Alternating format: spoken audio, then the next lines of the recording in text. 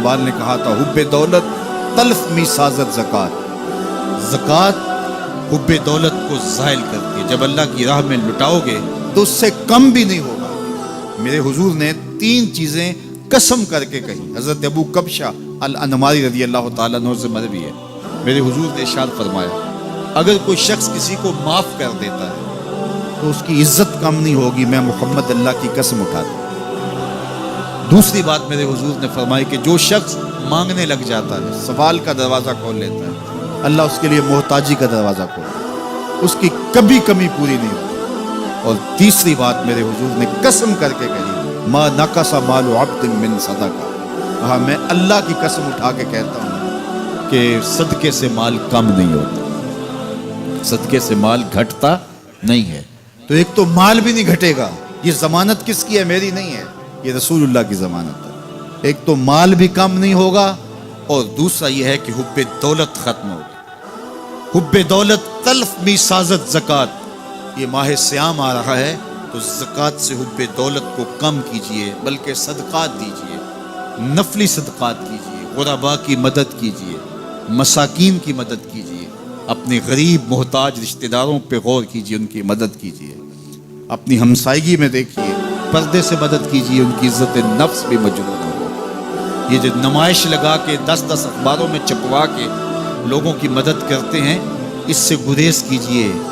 کبھی سوچیں کہ اگر آج کسی کی بیٹی لائن میں کھڑی ہے تو کل اگر یہ مرحلہ میری بیٹی کے لیے آ جائے تو پھر میرا مزاج کیا ہوگا؟ تو عزت نفس کا خیال رکھیے، لوگوں کی غربت کا تماشا نہ اڑائیے، اور لوگوں کی جو ہے وہ محتاجی کو اپنی تسکین کا ذریعہ نہ بنائیے۔ یہ تو اللہ نے تمہیں دیا اور انہیں نہیں دیا، اور وہ آزمائش کی گھڑی میں کھڑے ہیں، تم ان کے ساتھ کھڑے ہو جاؤ۔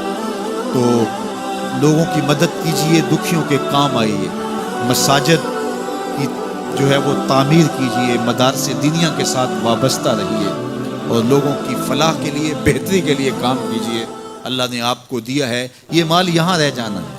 میرے حضور نے فرمایا ابن آدم کہتا ہے میرا مال میرا مال، اس کا مال وہ ہے جو اس نے کھایا یا پہنا اور پرانا کر دیا یا آگے بھیج دیا، باقی اس کا نہیں ہے، وہ وارثوں کا ہے۔ مرتے ہی ورثہ بن جائے گا، مرتے ہی ترکہ بن جائے گا۔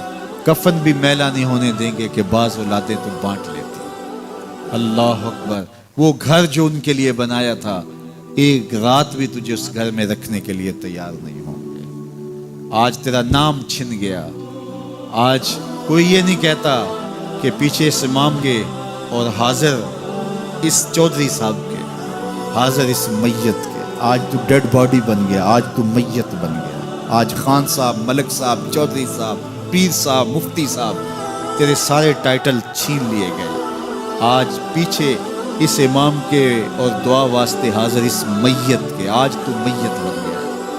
آج تیرا لباس بھی پھاڑ کے اتارا ہے، آج تیرے انگوٹھے باندھ دیے گئے ہیں، ناک میں روئی ٹھونس دی گئی ہے۔ آج تو غسال کے رحم و کرم پہ ہیں، وہ تجھے ادھر الٹ دے یا ادھر پلٹ دے، اب تیرے پاس کوئی اختیار ہی باقی نہیں رہا۔ میاں صاحب بولے جان دیواری ڈرونا بنے ہو تے ہاتھ نہ لاندے ڈرتے۔ آج اولاد بھی دور ہے، پوتے اور پوتیاں بھی ڈرتی ہیں۔ جان دیواری ڈرونا بنے ہو تے ہاتھ نہ لاندے ڈر دے، جنہ لئی تو پاپ کمائے اج کتھے نہیں تیرے کر دے۔ آج سارے چلے گئے، تو آج اپنے ہاتھ سے اپنی زندگی کو سنوارنے کے عمل کی طرف بڑھیں اور راہ خدا میں خرچ کریں، دکھیوں، مجبوروں اور لاچاروں کے کام آئیں۔ اللہ آپ کی مدد کرے گا اور حب دنیا کم ہوگی۔ اللہ تعالیٰ جل شانہ نے سورہ عادیات میں پہلی 5 آیات میں قسمیں کی، پھر 3 آیات میں جو ہے وہ حضرت انسان کی وہ کمیاں، کوتاہیاں جن کی بنیاد پر باقی گناہ سرزد ہوتے ہیں ان کو بیان کیا، اور اس کے بعد پھر علاج بھی قرآن نے بتایا، اور کس قدر اس کو چوٹ لگائی۔ افلا یعلم اذا بعثر ما فی القبور وحصل ما فی الصدور ان ربهم بهم یومئذ لخبیر۔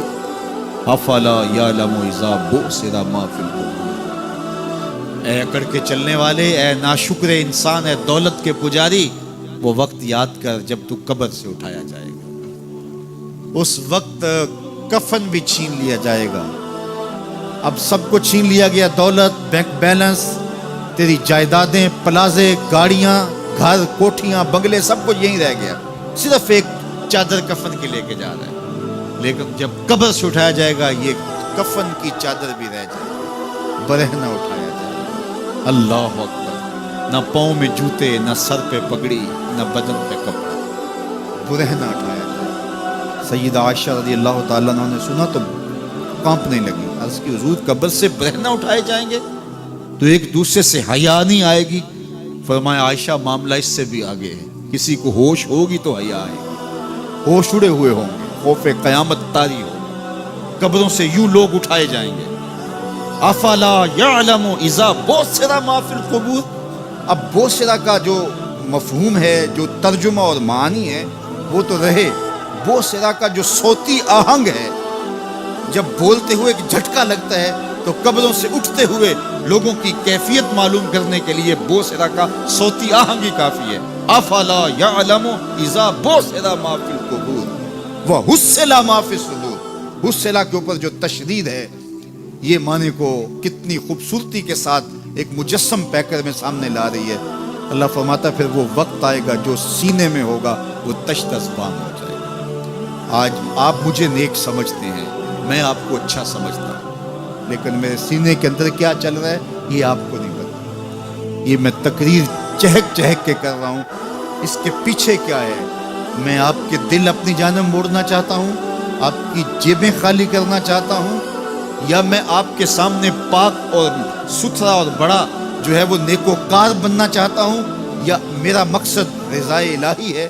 یہ مجھے پتہ ہے، آپ کو نہیں پتہ۔ آپ کہاں ہیں، کہاں کھڑے ہیں، میں آپ کو اچھا سمجھتا ہوں، لیکن آپ کو پتہ ہے کہ ہم کہاں کھڑے ہیں۔ لیکن قیامت کے دن یہ ساری چیزیں سامنے ہیں۔ وَحُصِّلَ مَا فِي الصُّدُورِ، اور سورہ الطارق میں فرمایا یوم تبلی السرائر فما لہ من قوت ولا ناصر، اس دن سارے راز کھول دیے جائیں گے اور کوئی طاقت نہیں ہوگی جو ان رازوں کو کھلنے سے روک سکے۔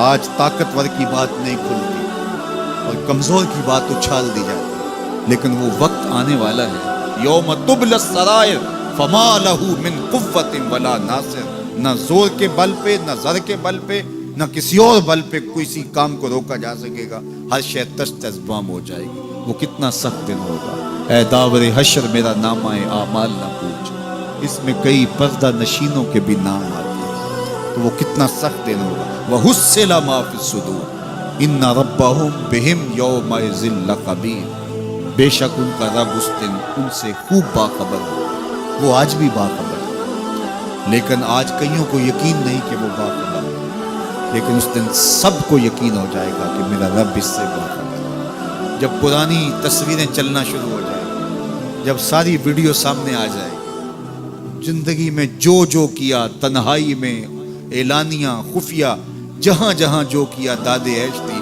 سب کچھ تشت ازبام ہوگا، سب کچھ جو ہے وہ سکرین پہ چل رہا ہوگا، کوئی چیز بھی تشت ازبام ہونے سے نہیں رہ جائے گی، تو پھر بندہ کہے گا اوہو یہ تو سب میرے مالک کو پتا تھا، لوگوں کی نظروں سے چھپ سکا، رب کی نگاہوں سے تو نہیں چھپ سکا، اس کی نگاہوں سے کون چھپ سکتا ہے؟ یہ یقین آج اپنی روحوں میں اتار لو، اچھی طرح سے جذب کر لو۔ گناہوں سے بچنے کا اکثیر نسخہ ہے یہ یقین کہ میرا رب مجھے دیکھ رہا ہے۔ یہ یقین جب روح میں جم جائے، خیالوں میں اتر جائے، اعتقاد کا پختہ حصہ بن جائے، پھر بند کوٹھڑی میں بھی جرم نہیں ہو سکتا کہ میرا مالک تو مجھے دیکھ رہا ہے۔ آپ دیکھتے نہیں کہ جب ساتوں دروازے بند کر کے بت کے اوپر موٹا کپڑا ڈال کے زلیخا بولی ہے تلک یوسف اب تو آ جاؤ نا، اب تو کوئی نہیں دیکھ رہا، قال معاذ اللہ، تو جناب یوسف نے کہا میں اللہ کی پناہ میں۔ اللہ اکبر، تو دروازے بند کر کے لوگوں کی نظروں سے چھپ گئی ہے، اور بے نور آنکھیں رکھنے والے اس پتھر کے بت سے بھی حیا کرتی ہے اور اس پہ بھی پردہ ڈال لیا ہے۔ جب تو اس جھوٹے خدا سے حیا کرتی ہے، میں سچے خدا سے حیا کیوں نہ کروں جو ساتویں کوٹھڑی میں بھی دیکھتا ہے۔ اتنی روشنیاں برسی کہ گناہ کا تصور بھی محال، تو یہ زندگی میں نور اور روشنیاں بھر دیتا ہے۔